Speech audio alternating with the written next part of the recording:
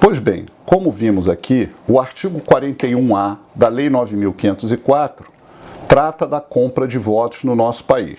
E agora é importante salientar e fazer algumas considerações sobre o artigo 299 do Código Eleitoral. Lembrando que o artigo 299 é um crime eleitoral que está interrelacionado com o artigo 41A. Então vamos à leitura, por favor, agora, se você puder me acompanhar em casa, a leitura ao artigo 299 do Código Eleitoral. Diz o 299: dar, oferecer, prometer. Bem, primeiramente, antes de continuar a leitura, dar é um crime material, é uma espécie de doação.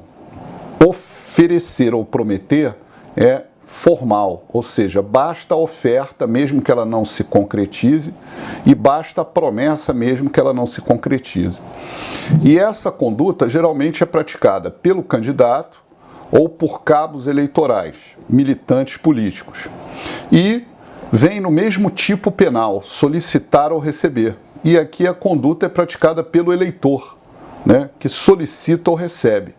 Então nós temos no mesmo tipo penal, nós estamos aqui na análise penal, fazendo cotejo, a simetria, a comparação com 41A, que há a punição idêntica para quem é o corruptor ativo e o corruptor passivo, né?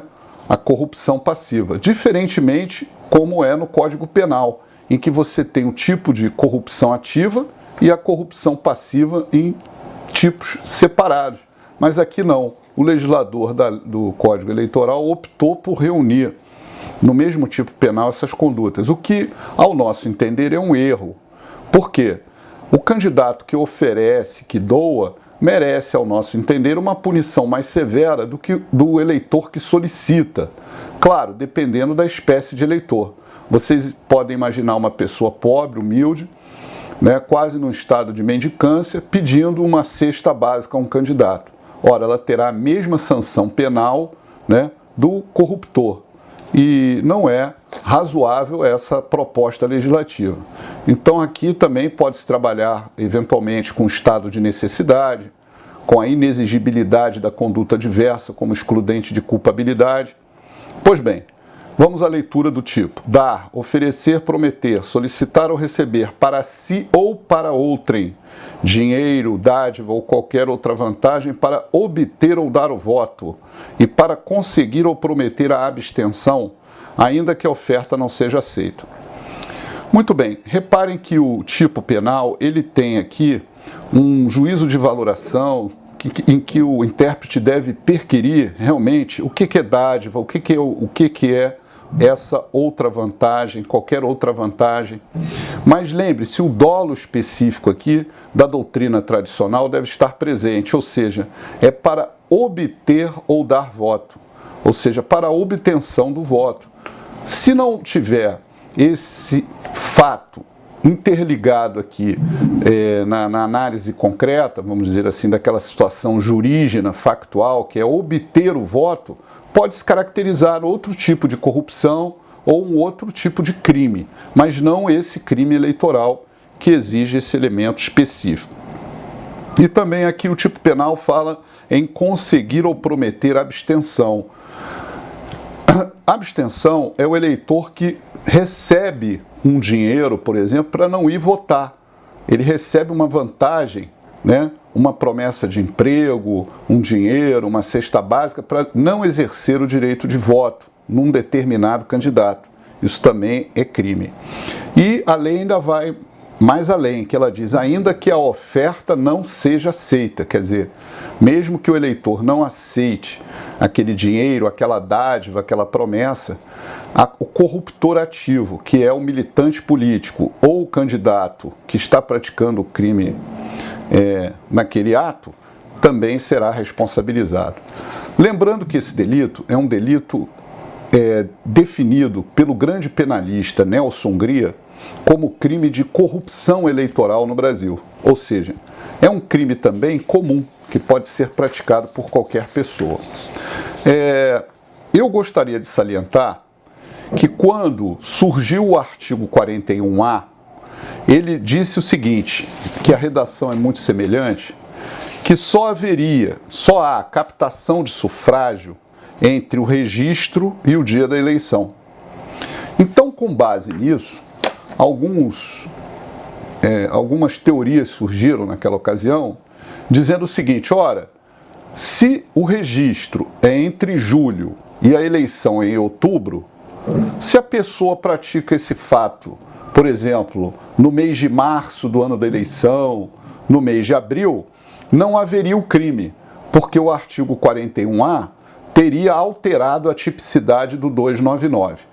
Sobre isso, nós, inclusive, escrevemos no nosso livro de Direito Eleitoral e citamos aqui as lições da doutora Suzana de Camargo Gomes e do professor Joel José Cândido, de outros renomados autores, né? No sentido, inclusive, do professor Tito Costa, no sentido que, na verdade, esse dispositivo em nada alterou a disciplina penal pertinente ao crime de corrupção eleitoral. Quer dizer, quando surgiu o 41A, volto a dizer, pela introdução da Lei dos Bispos, Lei 9.840 de 99, lei essa que ganhou esse nome porque teve a grande participação da Confederação Nacional dos Bispos do Brasil, mas também foi encampada por diversos segmentos da sociedade, como a OAB, a CONAMP, as associações dos magistrados.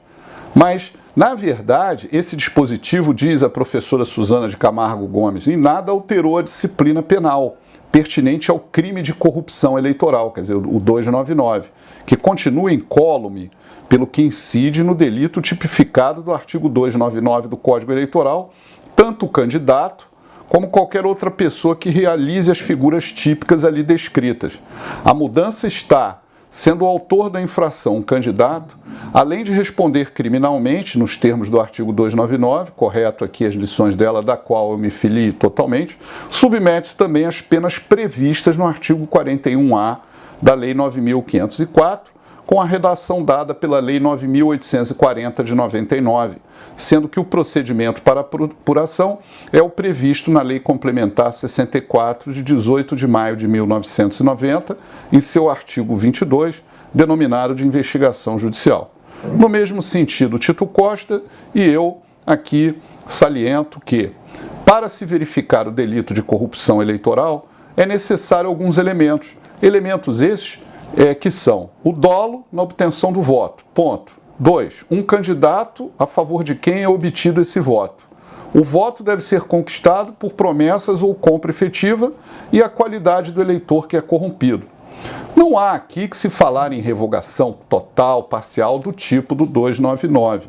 Até porque, como eu saliento, o artigo 299 não é uma norma penal em branco, não é carecedor de um complemento, seja esse de uma fonte legislativa, da mesma fonte legislativa, que seria, como todos sabem, a norma penal em branco em sentido amplo, nem tampouco por uma fonte legislativa diversa, que é a norma penal em branco em sentido restrito.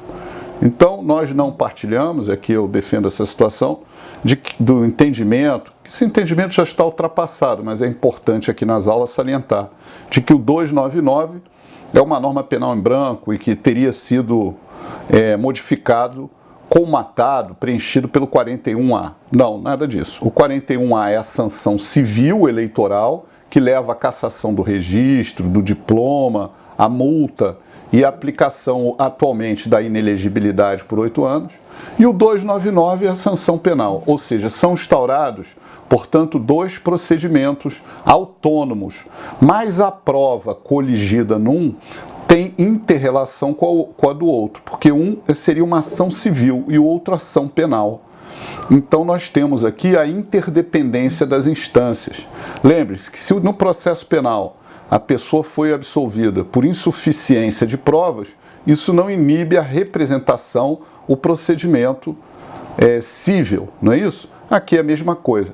Se o 299, a pessoa foi absolvida por fragilidade probatória, isso não impede que as provas sejam avaliadas por outro magistrado no artigo 41A, que é um procedimento não penal e que resultará naquelas sanções, como cassar o registro ou diploma, aplicação da multa e inelegibilidade, tá? Então vamos continuar aqui no estudo ainda em comentários importantes sobre o 41A.